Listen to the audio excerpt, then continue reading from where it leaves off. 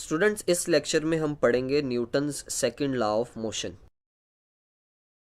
Second law of motion deals with the situation when a net force is acting on a body. मसलन कि अगर हम इस body को देखें और इसके ऊपर नेट फोर्स अमल कर रही है, तो ऐसी बॉडीज़ को हमने डिस्कस करना है सेकंड लॉ ऑफ मोशन में।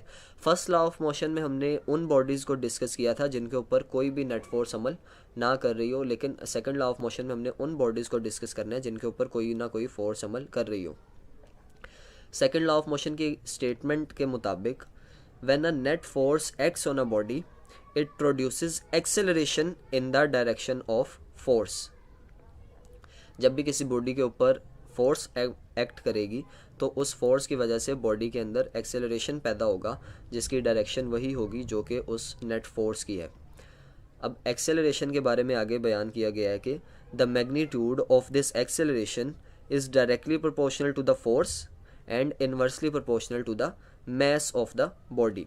जो एक्सेलरेशन बॉडी में प्रोड्यूस हुआ है वो डायरेक्टली प्रोपोर्शनल है नेट फोर्स के, यानी कि A directly proportional to F, and inversely proportional है बॉडी के मैस के, यानी कि A inversely proportional to mass.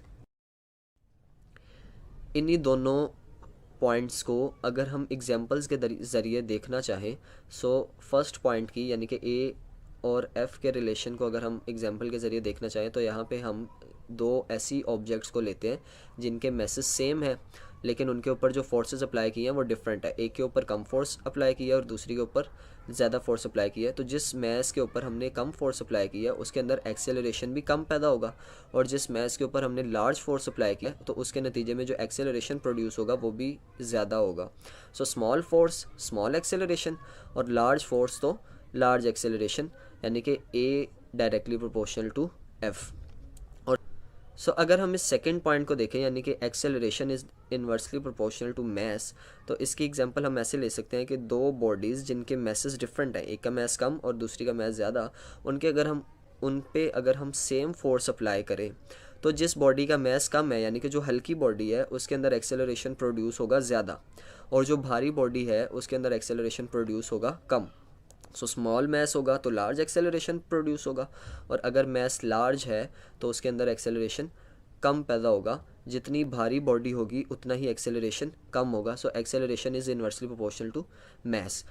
अब इन दोनों क्वांटिटीज़ की फोर्स और मैस की कंबाइंड एग्जांपल हम इस तरह से ले सकते हैं कि दो बॉडीज़ हमारे पास अगर मौजूद हों, फर्स्ट बॉडी का मैस 40 kg और सेकंड बॉडी का मैस 400 kg, और उनको सेम पर्सन अगर पुश करना चाह रहा है, धक्का लगाना चाह रहा है, तो जो हल्की बॉडी है उसके ऊपर उसको बहुत कम फोर्स लगानी पड़ेगी और वो बॉडी आसानी से मूव कर जाएगी।